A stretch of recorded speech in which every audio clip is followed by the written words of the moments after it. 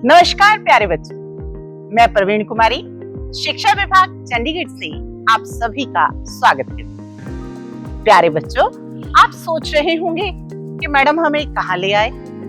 अरे आइए आपको कुछ दिखाते हैं। ये देखिए, पृथ्वी का एक लघु रूप, और पृथ्वी का वो लघु रूप जो हमें महासागरों और भूभागों की जानकारी देता है, उसे हम ग्लोब कहते हैं।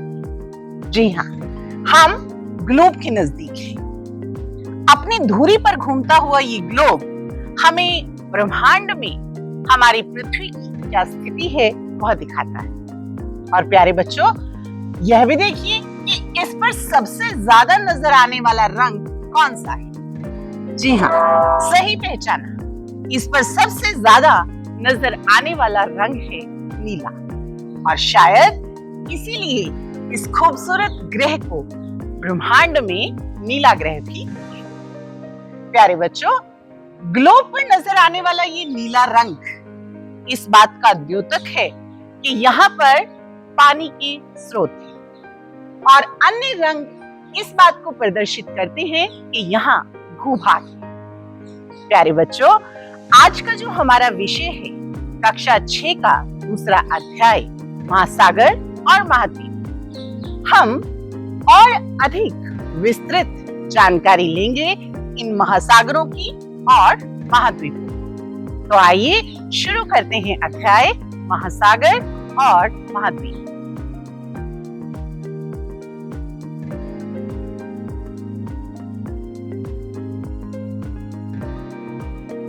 प्रिय बच्चों, इस चित्र को देखिए।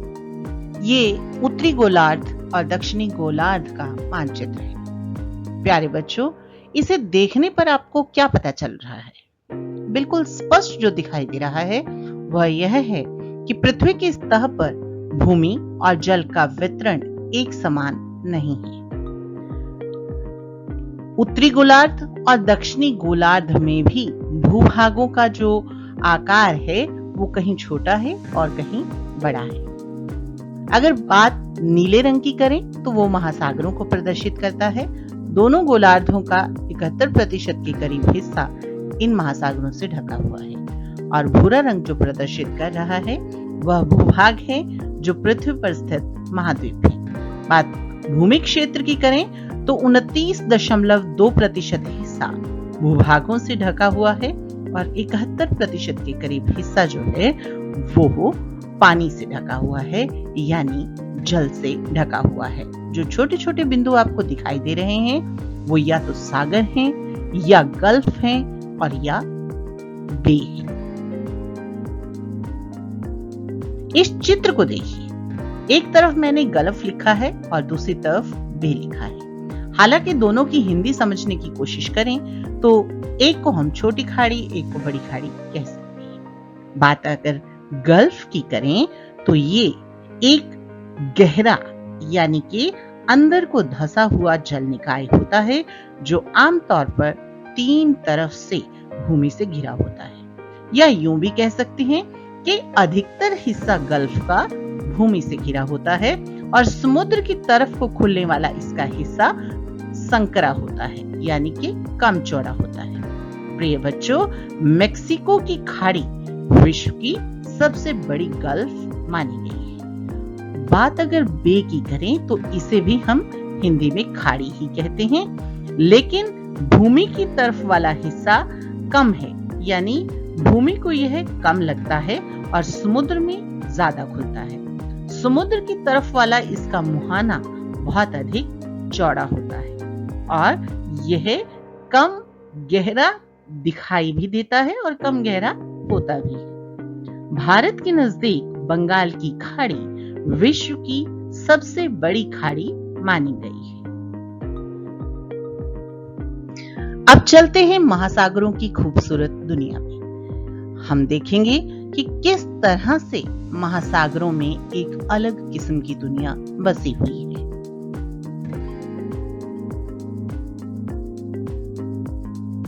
और सबसे पहला जो प्रश्न उठता है वो है, व्हाट इज एन ओशन? महासागर क्या है? महासागर पृथ्वी की सतह पर पाए जाने वाले विशाल जल निकाय हैं जो लगभग 71% पृथ्वी की सतह को ढकते हैं। आमतौर पर महासागर पृथ्वी के जल चक्र और मौसम पैटर्न को नियंत्रित करने में बहुत अधिक भूमिका निभाते हैं। इनका आकार विशाल होता है। आइए मैं इसी तरह का एक विशाल ओशन आपको दिखाती हूँ। देखिए कितना खूबसूरत महासागर। प्यारे बच्चों, ये एक विशाल जल निकाय है जिसका नीला रंग लवण युक्त है, यानी नमक का है, नमक युक्त पानी है। इसीलिए तो 71% पानी होने के बावजूद भी पानी की कमी का अंदेशा इस पृथ्वी पर रहता है, क्योंकि इनका पानी पीने योग्य नहीं है। इन विशाल महासागरों में एक अलग तरह की दुनिया है, एक अलग तरह का जीवन चक्र है, और जितना इनका आकार विशाल है उतना ही इनके अंदर रहने वाले जीव जंतुओं का जीवन भी विस्तृत और विशालकाय है। अब बात आती है कि विश्व में कितने महासागर हैं। प्यारे बच्चों, विश्व में 5 बड़े महासागर हैं। सबसे पहला है पैसिफिक ओशन, जिसे हम प्रशांत महासागर कहते हैं। प्रशांत महासागर पृथ्वी का सबसे बड़ा महासागर है, जो लगभग 155.6 मिलियन वर्ग किलोमीटर क्षेत्र में फैला हुआ है। फिर आता है अटलांटिक ओशन, यानी अटलांटिक महासागर। अटलांटिक महासागर पृथ्वी का दूसरा बड़ा महासागर है, जो लगभग 85.1 मिलियन वर्ग किलोमीटर क्षेत्र में फैला हुआ है। फिर है इंडियन ओशन, हिंद महासागर, जो कि ऐसे प्रतीत होता है जैसे भारत के चरणों में है। तीसरा बड़ा महासागर इसे माना गया है और 73.5 मिलियन वर्ग किलोमीटर के क्षेत्र में इसका जो असर है, यानी इसका विस्तार है। अगला है साउदर्न ओशन, जिसे हम दक्षिणी महासागर भी कहते हैं। दक्षिणी महासागर अंटार्कटिका के पास जल क्षेत्र को कवर करता है। लगभग 20.3 मिलियन वर्ग किलोमीटर के क्षेत्र में यह फैला हुआ है। उसके बाद आता है आर्कटिक महासागर। आर्कटिक महासागर पृथ्वी का सबसे छोटा महासागर है, जो लगभग 14 मिलियन वर्ग किलोमीटर क्षेत्र में फैला हुआ है। इस मानचित्र को देखिए। मानचित्र में आप आसानी से 5 महासागरों की स्थिति को समझ पाएंगे, यानी साउदर्न ओशन कहाँ है, इंडियन ओशन कहाँ है, आर्कटिक ओशन कहाँ है, अटलांटिक ओशन कहाँ है और पैसिफिक ओशन की स्थिति विश्व के मानचित्र में कहाँ है।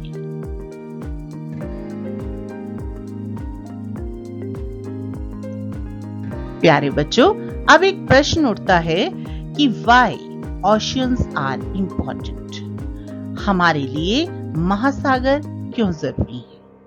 महासागर हमारे लिए बहुत अधिक जरूरी है। पर्यावरण के लिए ये एक अति आवश्यक भाग है। प्रिय बच्चों, महासागरों के भीतर बहुत सारे जीव जंतु, पेड़ पौधे और इसके अलावा अनेकों प्रकार की वनस्पति पाई जाती है, और मौसम को नियंत्रित करने में इन महासागरों की एक बहुत बड़ी भूमिका होती है। एक बहुत बड़ा पारिस्थितिक तंत्र इनके अंदर विद्यमान होता है, जो कि वहां पर रहने वाले जीव जंतुओं के लिए भी ऑक्सीजन आदि की कमी को पूरा करता है। जैव विविधता भी इनके भीतर पाई जाती है। यानी अगर सीधे तौर पर हम देखें तो यह नमक युक्त पानी टेम्परेचर को, यानी तापमान को प्रभावित करता है, धाराओं को बनाता है और ऑक्सीजन का उत्पादन करता है। अब बात करते हैं समुद्री जीवन की। प्रिय बच्चों, महासागरीय समुद्री जीवन उन जीवों और पौधों को संदर्भित करता है जो महासागरों के भीतर रहती है। देखिए कितना खूबसूरत जीवन है। पेड़ पौधे हैं, जीव जंतु हैं और ये जीव जंतु देखने में भी बहुत अधिक खूबसूरत लगते हैं। और शायद जैसे पृथ्वी के पेड़ पौधे आम मनुष्य के लिए जरूरी हैं, वैसे ही इन समुद्रों के अंदर पाए जाने वाले ये पेड़ पौधे इन जीव जंतुओं के लिए ऑक्सीजन का काम करते हैं। विभिन्न प्रकार की छोटी मोटी मछलियां इनके भीतर रहती हैं। कछुए, ऑक्टोपस आदि जीव जंतु पाए जाते हैं और ये वनस्पतियां आपस में जीव जंतुओं को पोषित करती हैं।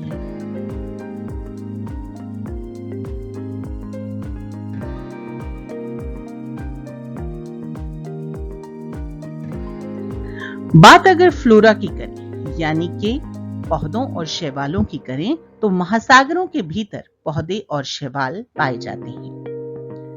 इनमें सूक्ष्म पौधे भी होते हैं, समुद्री शैवाल भी होते हैं जिन्हें सी वीड्स कहा जाता है, और इसके अलावा सी ग्रास भी होता है। सी ग्रास समुद्री घास होती है जो उथले पानी में पाई जाती है। अब बात आती है फौना की, यानी जीव जंतुओं की। महासागरों में विभिन्न प्रकार के जीव जंतु पाए जाते हैं और इनकी रचना जो है वो विविध और बहुत रोचक होती है। चट्टानों की तरह दिखने वाली ये जो जीव संरचनाएं हैं, ये महासागरों के भीतरी भागों में पाई जाती हैं। और इसके अलावा बहुत ही खूबसूरत डॉल्फिन आप देख पा रहे हैं, और ये डॉल्फिन और व्हेल जैसे और सील जैसे जो स्तनधारी जीव हैं, वो भी समुद्र में पाए जाते हैं, जिन्हें हम मरीन मैमल्स के नाम से भी जानते हैं। इसके अलावा समुद्र में विभिन्न प्रकार की मछलियां, जिनमें ट्यूना, सैल्मन, शार्क आदि शामिल हैं, और इसके अलावा समुद्री कछुए और सरीसृप माने बहुत सारे सांपों की प्रजातियां भी पाई जाती हैं।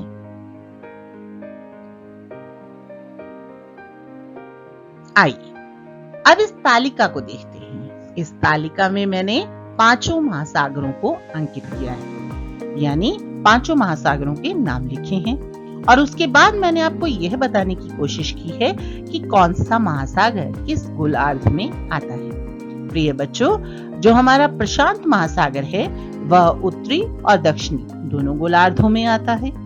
जो अटलांटिक महासागर है वह भी उत्तरी और दक्षिणी दोनों गोलार्धों में आता है। हमारा जो इंडियन ओशन है, हमारा जो हिंद महासागर है, वो दक्षिणी हेमिस्फीयर में आता है। इसके अलावा जो सदर्न ओशियन है वह भी अपने नाम के मुताबिक उसमें भी दक्षिणी है, और वो आता भी दक्षिणी हेमिस्फीयर में है। याद करने के लिए आपने ध्यान रखना है कि हमारा इंडियन और सदर्न दोनों दक्षिणी हेमिस्फीयर में आते हैं। आर्कटिक ओशियन सबसे ठंडा है और यह हमारे नॉर्दर्न हेमिस्फीयर में आता है। प्रिय बच्चों, बात अगर समुद्र की चल रही हो तो समुद्र से जुड़ी बहुत सारी आपदाएं हैं, और इन आपदाओं में सबसे पहले आता है सुनामी। सुनामी क्या है, आइए समझते हैं। सुनामी एक प्रकार की प्राकृतिक आपदा है जो महासागरों में होती है। यह एक बड़ी लहर होती है जो महासागर के तल में होने वाले भूकंप, ज्वालामुखी विस्फोट या अन्य प्राकृतिक घटनाओं के कारण होती है। समुद्र में जब भूकंप आता है या समुद्र के अंदर ज्वालामुखी विस्फोट होता है तो सुनामी आता है, और भारत ने इस तरह की सुनामी को झेला है, और जिसकी वजह से दक्षिणी पूर्वी भारत का जो हिस्सा है वो कई बार तबाह हुआ है। 2004 में 26 दिसंबर को ये सुनामी भारत के तटीय क्षेत्रों में आया था। प्रिय बच्चों, इस वीडियो को ध्यान से देखिए और समझने की कोशिश कीजिए। कुछ ऐसा नहीं लग रहा है कि भंवर की तरह का कुछ है? इसे हम कहते हैं साइक्लोन। चक्रवात यह एक प्राकृतिक आपदा है जो उष्णकटिबंधीय क्षेत्रों में होती है। यह एक शक्तिशाली तूफान होता है जिसकी वजह से भारी बारिश, तेज हवाएं और तटीय क्षेत्रों में बाढ़ आती है। चक्रवात की स्थिति के बाद जो तटीय क्षेत्र होते हैं, यानी जो तटीय क्षेत्र पर रहने वाले लोग होते हैं, उनका जीवन अस्त व्यस्त हो जाता है। इस वीडियो के माध्यम से मैंने कोशिश की है भारत के दक्षिणी हिस्से में आए हुए एक चक्रवात को दिखाने की। प्यारे बच्चों, यह चक्रवात हुदहुद है जो कि 2014 के अक्टूबर महीने में भारत में आंध्र प्रदेश, तमिलनाडु और तेलंगाना के आसपास आया था। मैं आपको बता दूं कि 125 किलोमीटर प्रति घंटे की रफ्तार से आया यह चक्रवात भारत के तटीय क्षेत्रों के लिए बहुत अधिक तबाही का कारण बना था और इसमें हद से ज्यादा जान माल का नुकसान हुआ था। साइक्लोन के बाद की स्थिति का प्रभाव एक लंबे समय तक रहता है। तेज हवाएं चलने की वजह से, तेज लहरें चलने की वजह से समुद्र के आसपास का इलाका अस्त व्यस्त हो जाता है और कुछ इस तरह से अव्यवस्था फैल जाती है।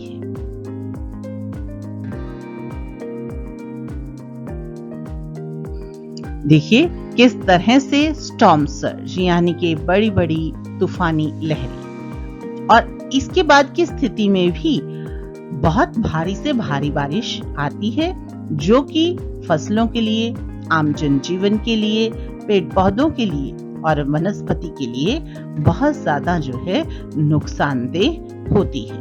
इससे तटीय क्षेत्रों में बाढ़ और विनाश की स्थिति बनती है। प्यारे बच्चों, ये तो आप समझ ही पाएंगे, पॉल्यूशन, समुद्रों में भी पॉल्यूशन होता है और यह समस्या एक गंभीर समस्या है। इसमें प्लास्टिक का कचरा भी हो सकता है, तेल रिसाव भी हो सकता है या रासायनिक प्रदूषण भी हो सकता है। हमारा जो प्लास्टिक का कचरा है या तेल रिसाव की वजह से होने वाला प्रदूषण है या फिर रासायनिक पदार्थों की वजह से होने वाला प्रदूषण है, यह हमारे जलीय जीवन को हद से ज्यादा प्रभावित करता है।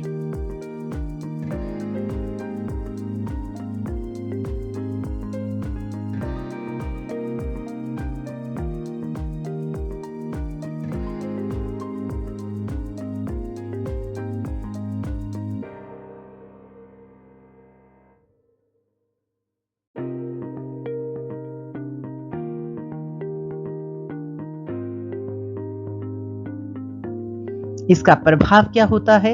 ये प्लास्टिक जाकर समुद्र की तलहटी में जम जाता है और वहां के जीवन को अस्त व्यस्त करता है। महासागरीय प्रदूषण समुद्री जीवन को नुकसान पहुंचाता है। मछलियों और अन्य समुद्री जीवों की मृत्यु हो जाती है। महासागरीय प्रदूषण पारिस्थितिक पारितंत्र को भी नुकसान पहुंचाता है, जिसमें समुद्र के अंदर रहने वाली वनस्पतियां, जिसमें परवाल, शैवाल आदि शामिल होती हैं, वो भी प्रभावित होती हैं। इसका एक मुख्य कारण और भी होता है, वो मैं आपको बता दूं कि मनुष्य जो है, जो मांसाहारी लोग हैं, जिनका आहार सी फूड होता है, यानी समुद्र से प्राप्त होने वाले जीव जंतुओं को खाकर जो अपना गुजारा करते हैं, चूंकि प्रदूषण की वजह से वो जीव जंतु जहरीले हो जाते हैं, तो उसका प्रभाव आम आदमी पर भी अवश्यंभावी पड़ता है, जरूर पड़ता है, क्योंकि वो लोग इसी समुद्र से निकलने वाले जीवों को अपने आहार के तौर पर प्रयोग करते हैं। प्यारे बच्चों, ये है खूबसूरत आइलैंड। आइलैंड क्या होता है? द्वीप क्या होता है? द्वीप एक भूभाग है जो चारों ओर से पानी से घिरा होता है। द्वीप विभिन्न आकार के हो सकते हैं, छोटे, बड़े, महाद्वीपीय द्वीप, समुद्री द्वीप, नदी द्वीप। और अगर इनकी बात विशेषताओं की जाए तो ये चारों ओर से पानी से घिरे होते हैं और भूमि से अलग होते हैं, यानी देशों से कटे होते हैं। इस चित्र को देखिए, इसमें आपको भारत की दोनों तरफ दो द्वीप दिखाई दे रहे हैं। एक तरफ है अंडमान निकोबार और दूसरी तरफ है लक्षद्वीप। वीडियो में जिस चित्र को दिखाया गया है, जिस जगह को दिखाया गया है, वो कोई विदेशी जगह नहीं है, बल्कि भारत का एक खूबसूरत द्वीप लक्षद्वीप है, जो पर्यटन की दृष्टि से बहुत ही महत्वपूर्ण माना गया है। प्यारे बच्चों, अब बात आती है व्हाट इज कॉन्टिनेंट। महाद्वीप क्या होता है? महाद्वीप एक बहुत बड़ा भूभाग है जो पृथ्वी की सतह पर स्थित है। महासागरों द्वारा इसे अलग किया जाता है और इन बड़े भूभागों को ही हम महाद्वीप कहते हैं। देखिए, घूमती हुई पृथ्वी को देखिए। इस घूमती हुई पृथ्वी पर जहां जहां नीला रंग है, वो मैं आपको कई बार बता चुकी हूँ कि महासागर हैं, और जो हरा और भूरा रंग इसमें आपको दिखाई दे रहा है वो महाद्वीप हैं। और ऐसे 7 महाद्वीप हमारी पृथ्वी पर पाए जाते हैं।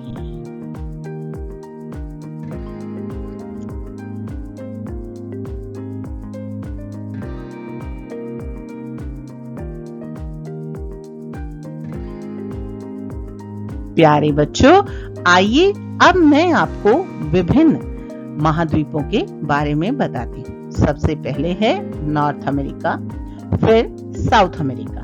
नॉर्थ अमेरिका की बात करें तो इसमें कनाडा, संयुक्त राज्य अमेरिका और मैक्सिको जैसे देश आते हैं। बात अगर दक्षिणी अमेरिका की करें तो इसमें ब्राजील, अर्जेंटीना और चिली जैसे देश आते हैं।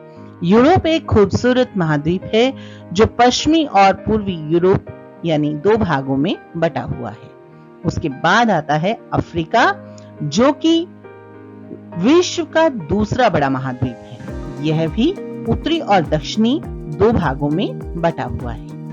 एशिया विश्व का सबसे बड़ा महाद्वीप है और कभी-कभी यूरोप के साथ मिला होने के कारण इसे हम एक ही भूखंड यानी यूरेशिया के तौर पर देखते हैं।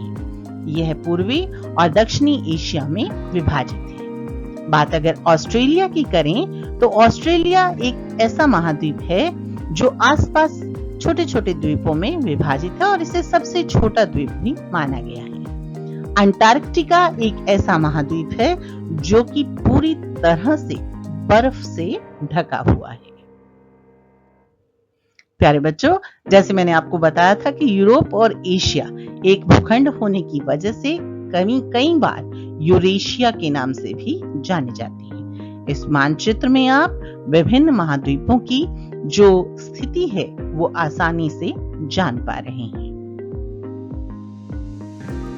आइए इस जानकारी के आधार पर कुछ प्रश्न हल करते हैं। पहला प्रश्न है, Which of the following is called the blue planet?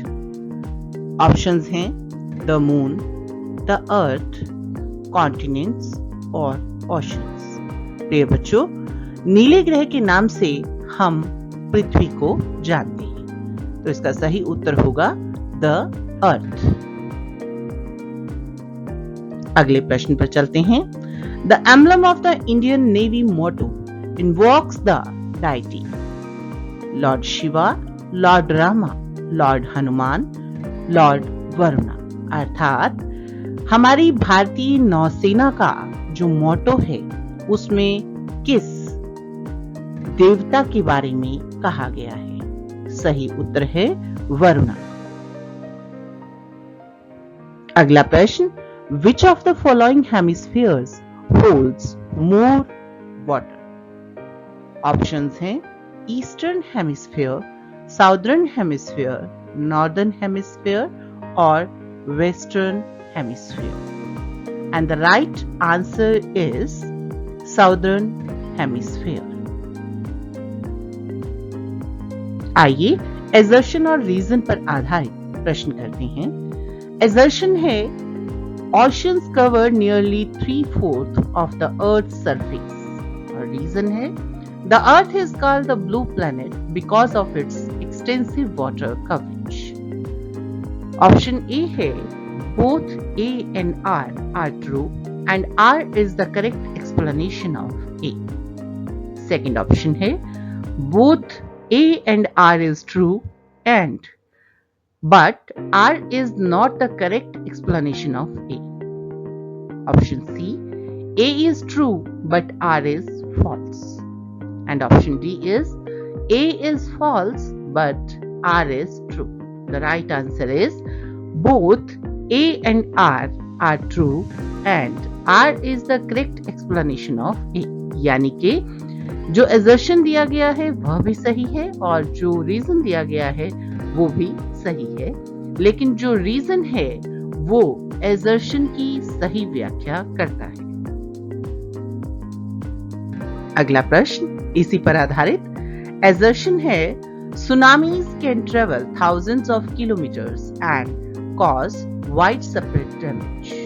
Reason है tsunamis are caused by strong earthquakes or volcanic eruptions at the bottom of the ocean.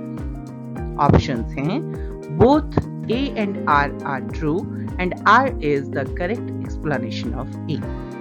Second option, both A and R are true but R is not the correct explanation of A.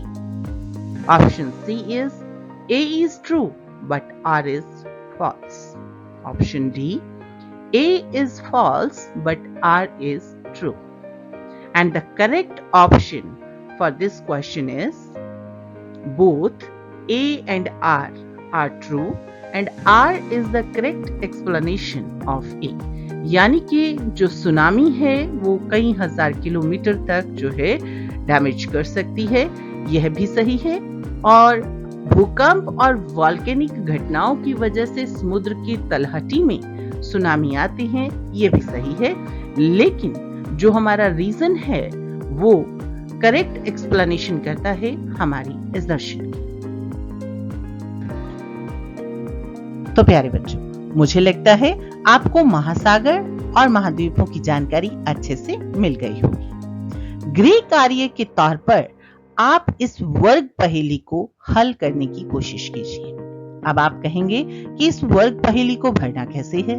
प्यारे बच्चों, across का अर्थ है दाएं से बाएं, यानी जो वाक्य लिखा है उसका जो उत्तर बनता है वो उसी संख्या के आगे आपने दाएं से बाएं भरना है, और डाउन यानी ऊपर से नीचे जो भी वाक्य दिया गया है उसका उत्तर आपने वर्ग पहेली में उसी संख्या के आगे नीचे की तरफ भरना है। ये वर्ग पहेली पूरी तरह से महासागरों और महाद्वीपों पर आधारित है, जिसका अध्ययन आज हमने इस वीडियो के माध्यम से किया है। कोशिश कीजिए आप इस वर्ग पहेली को भली भांति कर पाएं।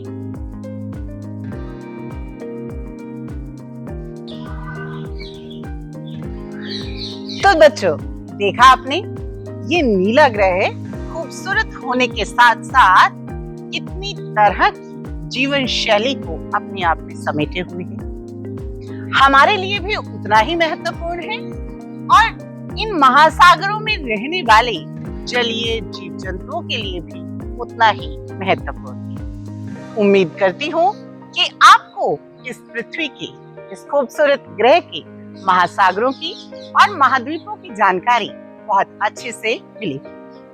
नमस्कार।